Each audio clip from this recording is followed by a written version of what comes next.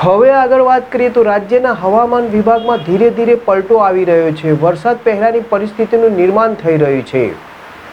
ગરમી અને બફારાની વચ્ચે ડાંગ જિલ્લામાં મેઘરાજાએ પધરામણી કરી છે. ડાંગ જિલ્લામાં આહવા, વઘઈ, સાપુતારા, સુબીર સહિતના ગ્રામ્ય વિસ્તારોમાં વરસાદ થયાના અહેવાલ પ્રાપ્ત થયા છે. ડાંગ જિલ્લામાં વરસાદ પૂર્વેની સ્થિતિનું નિર્માણ થતાં કમોસમી વરસાદનું આગમન થયું છે. છેલ્લા કેટલાક સમયથી અવારનવાર ડાંગ જિલ્લામાં વિવિધ વિસ્તારોમાં વરસાદ પડતા ખેડૂતો ચિંતિત છે. જોકે વાતાવરણમાં ઠંડક પ્રસરી છે. ગિરિમથક સાપુતારા સહિતના વિસ્તારોમાં છેલ્લા ઘણા સમયથી બદલાયેલા મોસમી મિજાજના પગલે ચોમાસાનો માહોલ સર્જાયો છે. સતત વરસાદના પગલે સમગ્ર વિસ્તારમાં હરિયાળા દ્રશ્યો જોવા મળ્યા છે.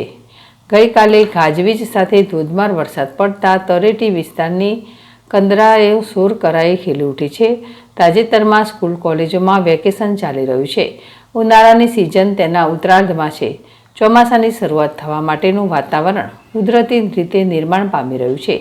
કેટલાક વિસ્તારના ખેતરોમાં હજુ સ્થાનિક તેમજ બાગાયતી પાકો ઊભા હોવાથી અત્યારે પડી રહેલા વરસાદથી ખેડૂતોમાં ચિંતા વ્યાપી રહી છે.